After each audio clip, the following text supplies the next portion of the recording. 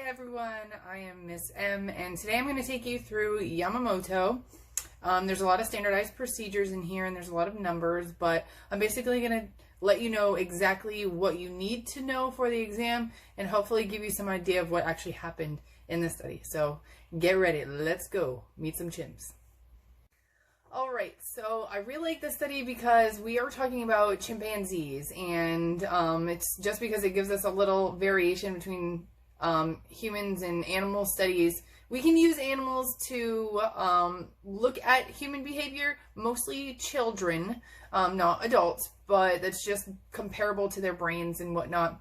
So here we have a study on chimpanzees, and animal ethics is going to be the big one in this study. Not so much the background information. You are going to need to know a couple words. I'm going to go over those to understand what the study is about.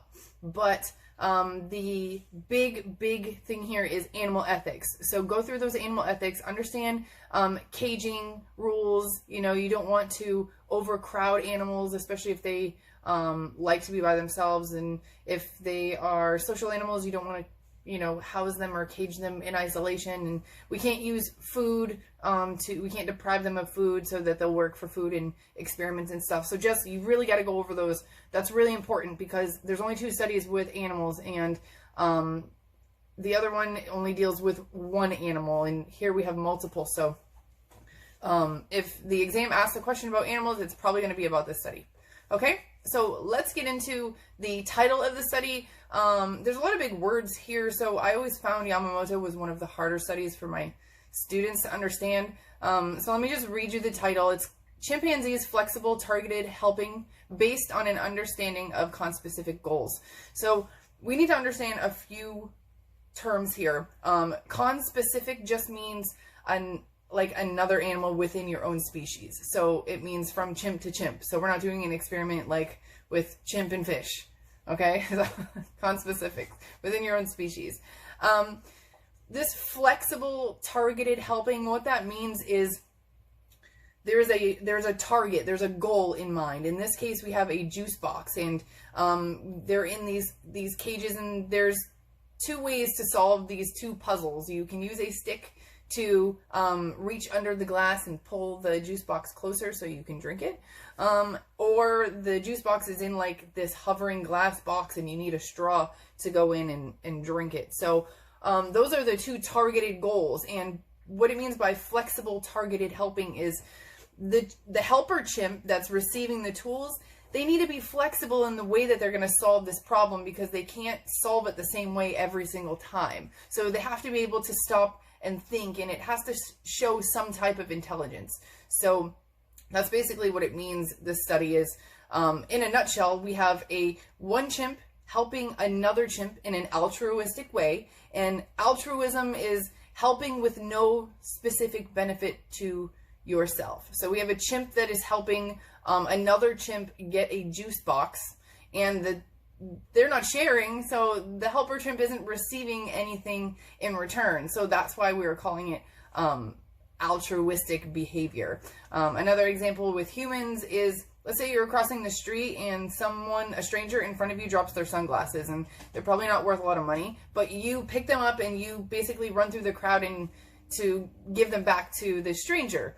That is altruistic because there's really no benefit to you to chase after the stranger to give them back their sunglasses, but there is a benefit to them. They get their sunglasses back.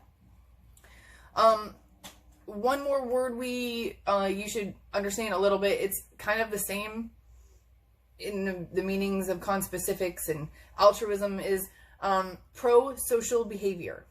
So pro-social behavior just means that there's a behavior that is going on within a species that will benefit the species. It's like a selfless act of some sort. So honestly, I don't have anything off the top of my head. Maybe bees, they work in a selfless way to protect the hive or the whole or the queen. So that's what the pro-social means. So the background information, it's not that important, and nobody kill me on this one, but I'm just going to say that because I haven't seen anything really questioning on the exam the background information of Yamamoto. Honestly, if you read the study, it barely tells you any information about how to apply this to the real world.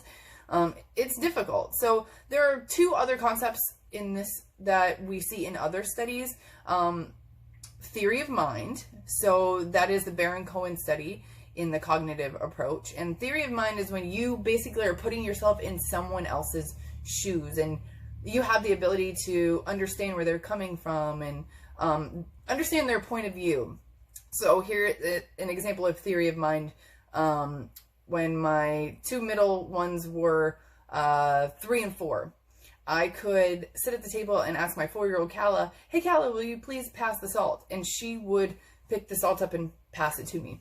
But my son Stone, who was just freshly 3, I could say, "Hey Stone, could you pass the salt for me?" And he would just look down at his plate and keep eating and go, "Yep."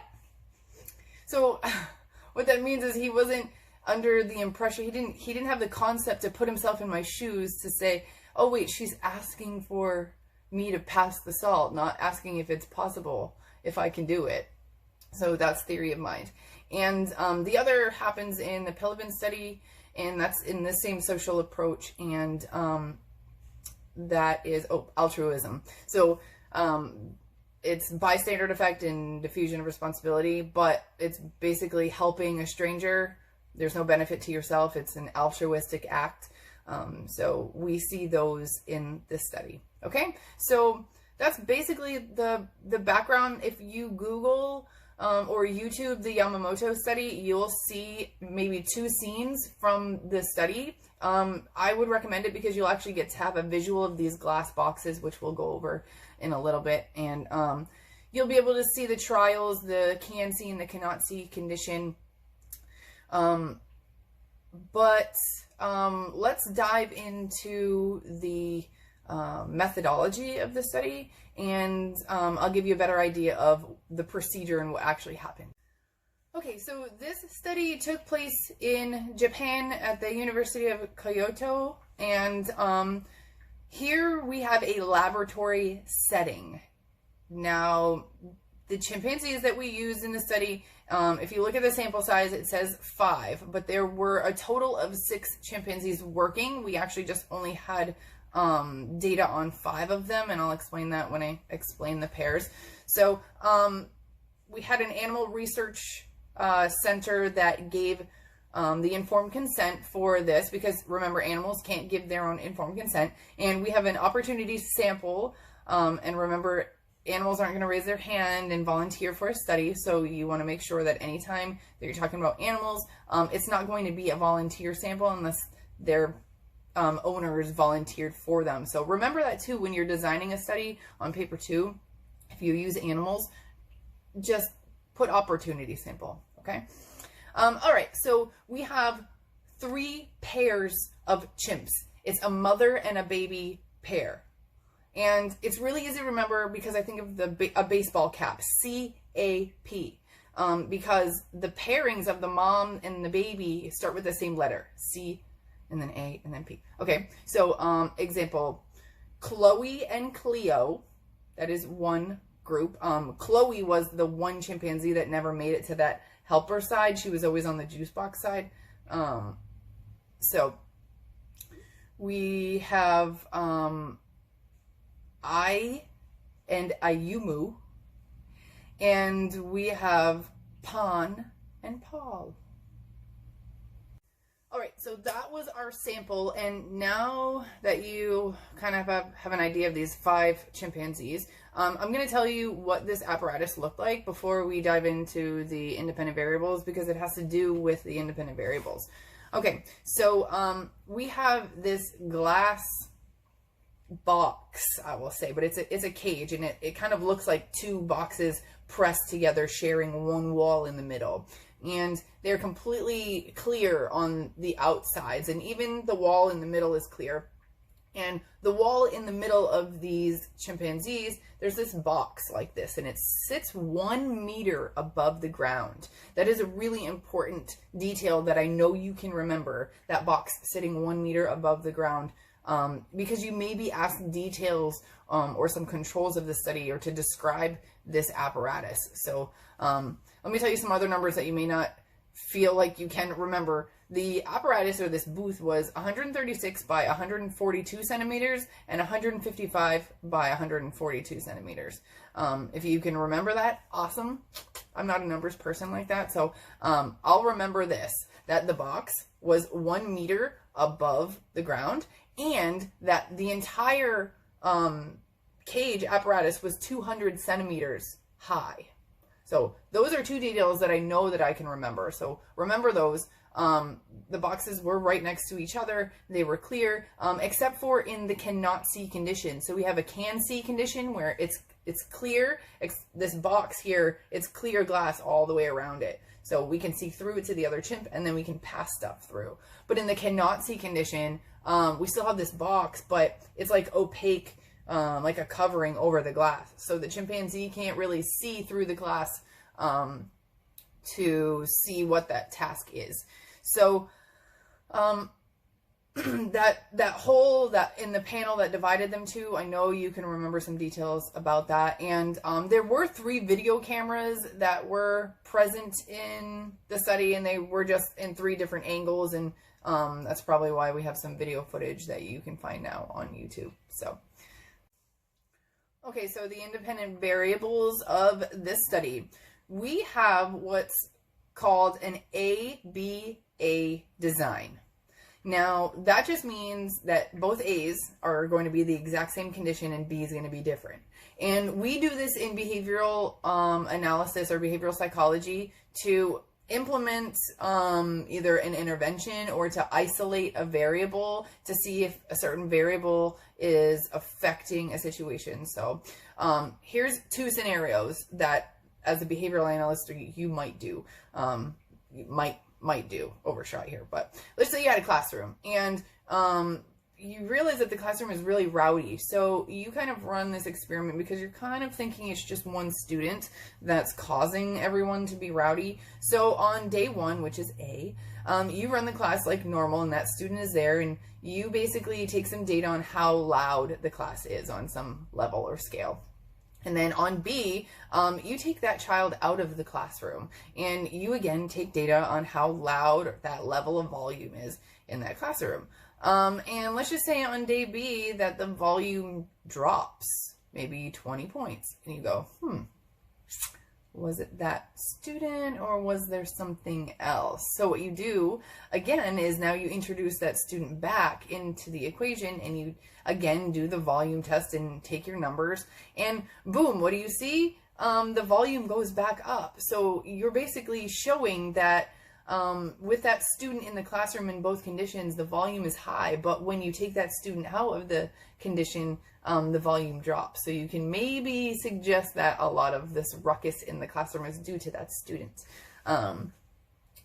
So another example might be a test. If you're studying for a test on day A and the teacher has it completely quiet in the room, and then you take a test and you get that score. On day B, you're studying in your class and maybe the teacher plays classical music and you take the test and maybe you get a B+. And then you do it again where you have silence and you study, and then you go back down to a B- and you discover, ooh, it was the classical music that helped. So in this case, sorry, that was rambling, but in this case, we have an ABA design. So we did a can see condition, and then a cannot see condition, and then another can see condition. So we're basically doing this to rule out anything by chance or variables or practice effect. You know, if the numbers completely jump after on C, then we know that it's working. Maybe there's a little practice effect in there, but it's working. But if in the cannot see condition we have really high numbers too, then we're basically saying that all this is due to chance. So again, independent variables, can see and cannot see. And our dependent variable, basically it's the percentage of times that each tool was offered first. So we're gonna have a lot of numbers here. So we're gonna do the can see condition, and then whatever tool our participant, our chimp, picks up and offers first, we put a little tally mark. And then we're just going to compare all those means of the chain. How many times was the chain given first? How many times was the hose given first? How many times was the stick, rope, straw, brush, belt, so forth? And then we're going to take those means and we're going to compare them to see those numbers of which ones were offered the most often, which ones were offered correctly, and so forth. So I was mentioning some tools. Now, basically, our chimps were given 7 tools to use in this experiment, but only 2 were actually needed for the experiment. And you can't just give them the only 2 tools that they need and say, okay, you're going to pick the right one. That's like a 50-50 shot. So by introducing 5 other tools that weren't needed, it just gives us a better idea if the chimp is just picking for random sake or if they actually know or have a goal in mind. So it's really important to know that prior to this experiment, the chimpanzees were trained to solve these 2 targeted goals of getting the juice box. So I think in your book, it does a good example in color. I think it's page 114. You can go look at it, and it shows one of the situations where it's like there's a cutout hole in the bottom of one of the cages, and the juice box is there, and there's a straw in it, but it's too far to reach for the chimp with just its arm. So you're going to need a stick from your buddy over there to go in and get it and pull it back toward you so you can drink your juice. And then that second scenario, there's like this hovering glass box on the wall, and there's a juice box inside of it, and there's some holes on the top. So all the chimp has to do is obtain a straw from his buddy over there and put it in there to drink the juice. All right. Now you do need to remember these 7 tools, and you most definitely need to remember the stick and the straw were the 2 tools that were needed to complete these tasks. So how are you going to remember all 7 tools? You can come up with some silly saying. That's what I usually do. So my silly saying uses the first letter of each of these tools, and I threw the word 7 in there to remind myself that there were 7 of them. So my silly saying is 7 bouncing chickens rarely hatch baby shrimp. 7 bouncing chickens rarely hatch baby shrimp. So science says that if you create these sayings and ways to memorize things that are like weird and silly and funny and gross and stinky and smelly, that you're more likely to remember it. So 7 bouncing chickens rarely hatch baby shrimp. That is my chain, horse, stick, rope, straw, brush, belt. Okay? Now, let's move on to the procedure of the study. So I had said before that the chimps were trained to solve these tasks of getting the juice boxes and how to drink the juice. So you have to keep that in mind, that they were trained to solve it. So there was some memory involved in how to solve or use the juice box or what to use to get the juice box. So just keep that in mind when you're evaluating the study at the end. There wasn't any other shaping done. We didn't show them to put it through the hole to give to their partner. We just showed them how to solve, the problem. So besides that training that occurred, we have what's called a familiarization phase, and every chimp went through this. So every chimp in this familiarization phase, no data was taken. Well, I think they did take a little bit of data, but it wasn't like in depth like the real study. This was just to get the chimps familiar with all of these tools. And so basically they would just slide the box under, and they did this for 8 days, and they would give the chimpanzees about 5 minutes each time just to play with the tools. There wasn't really a task at hand, and some tools even passed, some chimpanzees passed tools through the window, even though, they didn't need to. So after they became familiar with these tools, we conducted trials, and this is where our can-see condition starts. Now, we did 2 to 4 trials a day because animal ethics, you can't overwork your animals. So in this first can-see condition, we basically, each chimp was given 48 trials that randomly had a task of using the stick or using the straw. Okay, so 24 for the stick and 24 for the straw. So within the can-see condition, we have 48 trials. Okay, and again, we're just counting the very first tool that's offered.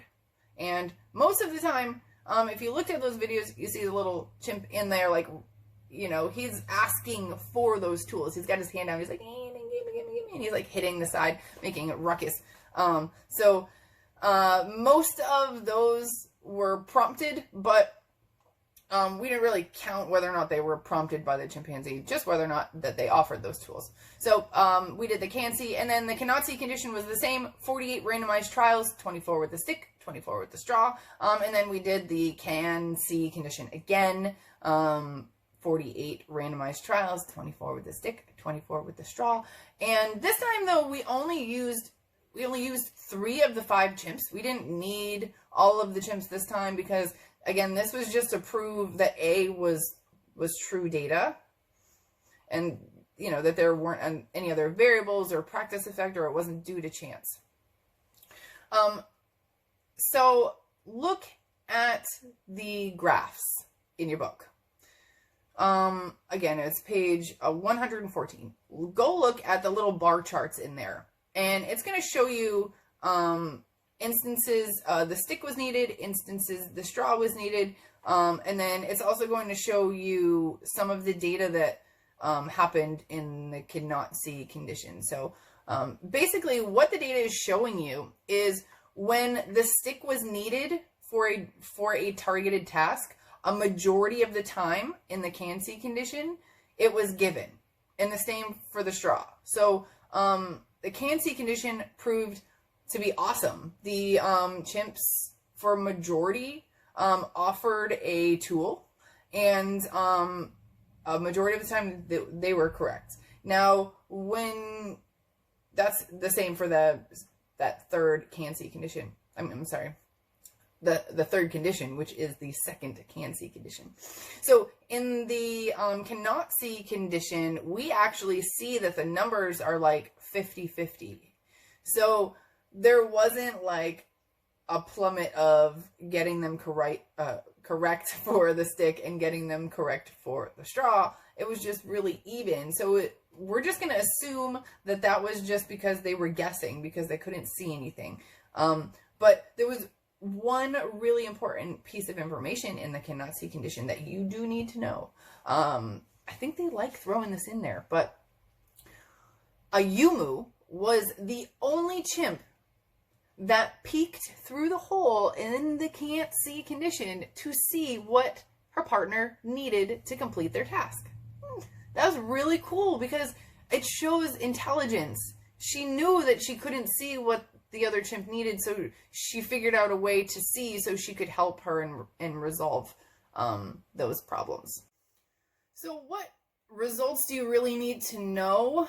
Basically what I just told you about that bar graph, where when the tool was needed, a majority of the time, that tool, whether it was a stick or the straw, was given in the can-see condition. In the cannot-see condition, it was about 50-50. There are some other there's some other numbers that you can hold on to if you can remember. Maybe remember 91, 96, 98. 91, 96, 98. What do those numbers mean? Well, in the can-see condition, the first one, 91% of the trials, a chimp offered a tool. In the B condition, in the can't see condition, that first one, the only one, there were 96% of the chimpanzees offered a tool. And then in that last condition, the can see again, 98% of the chimpanzees offered a tool. So that's not really telling us much about altruism. That's basically just telling us that the chimpanzees started to learn that offering a tool was part of this process. And you can see it because the very first time they did it, they only 91% of the time, they did it again 96% of the time, and then they did it a third time, and 98% of the time they offered a tool. So they're just learning at this point to offer tools through that hole. And we don't really know why or what they're learning, or how they're learning. And when you start to evaluate the study, you have to look at, are we really, what's the validity here is the question. Are we really measuring what we intended to measure?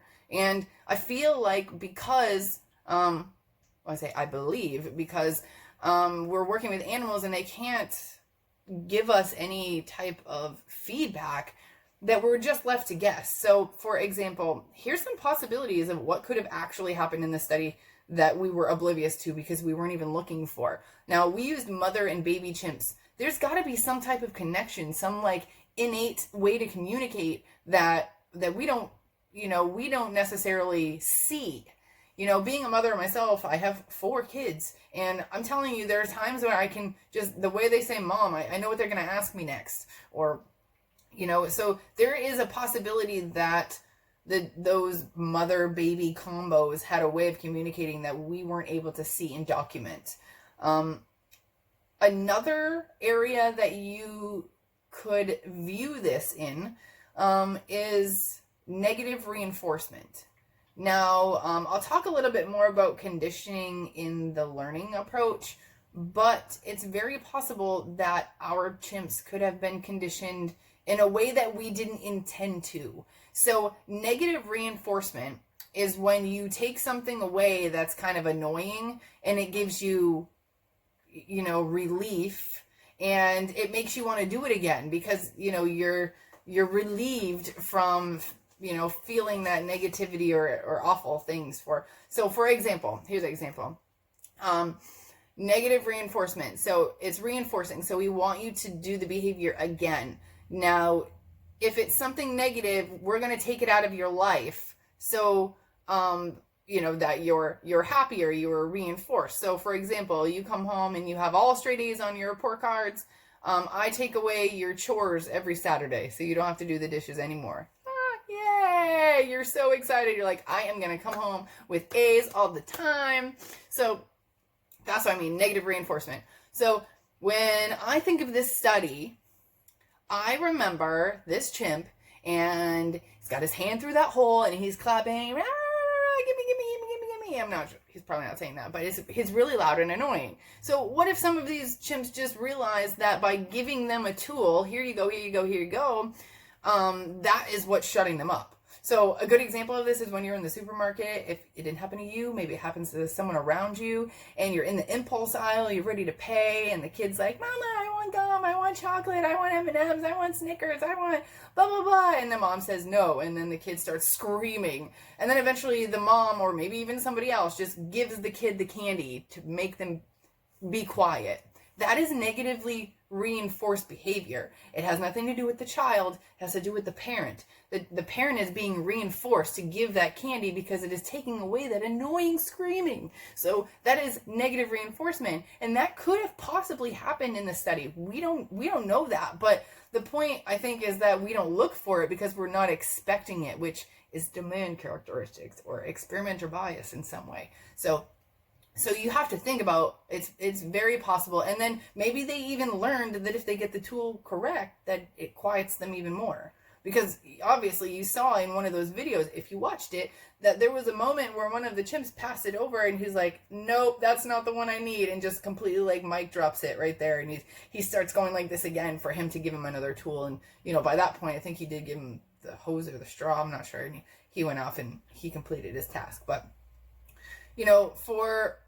for the results of the study, maybe you can remember those numbers, or at least be able to describe that in each trial they offered more and more tools.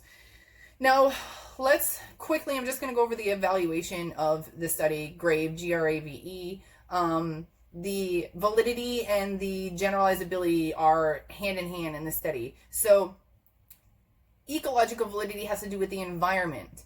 Now, this one's tricky because you can actually argue for or against ecological validity in this study, and I tell people that because our population, they are caged animals. They are used to this. So this is their natural environment. So yeah, maybe the ecological validity was really good, but not all chimps are caged and grew up in captivity. So we can't generalize this information to other chimps or animals or even humans because they're animals.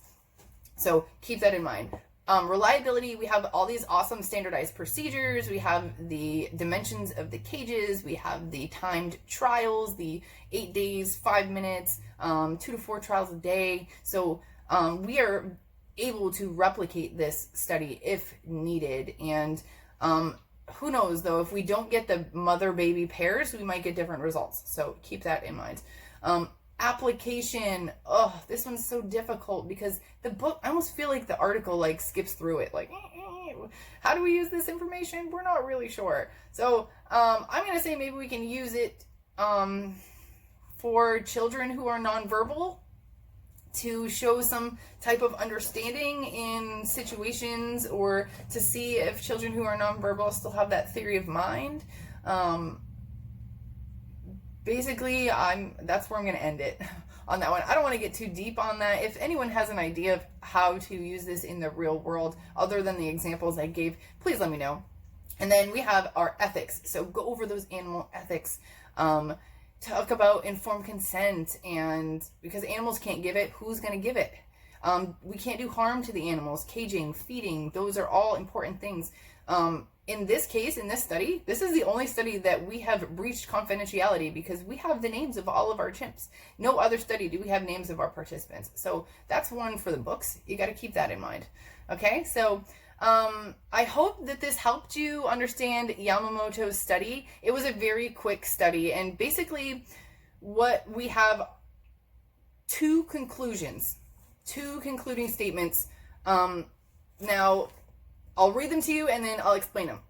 So,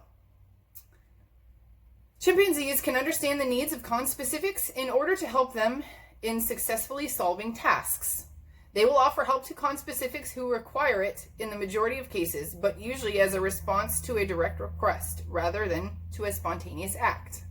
So basically that just means chimpanzees can help one another, but only when they ask for help. So we didn't show any spontaneous helping, like the example of someone dropping their sunglasses in the middle of the street and you spontaneously picking them up to go give them back to you. In this case, if we were comparing this to humans, it would be like the guy stopping on the other side, turning around and being like, hey, yo, bro, can you pick those up for me? Okay, so that's what that means. Chimpanzees rely on visual confirmation of conspecifics needs in order to offer targeted helping. So what that means is we need to see in order to help someone else. We are not telepathic. They apparently weren't able to use a language to tell one another what they needed. So they had to see the task in order to help. So what are these two concluding statements? Well, one, you should be asked, or in order to help another conspecific, it's more likely you will be asked than help spontaneously. And two, you will definitely help that other person after they ask you, if you can see. So don't ask a blind chimp to help you. No, I'm just kidding. That's not where we're going with this, but that's really it. And I really think that you should try to remember a version of each one of those concluding statements. So chimps will help one another, but it's not spontaneous. They must be asked. And chimps will help one another, but they must be able to see. All right. So I hope this helped you, and stay tuned for some more ACE psychology reviews.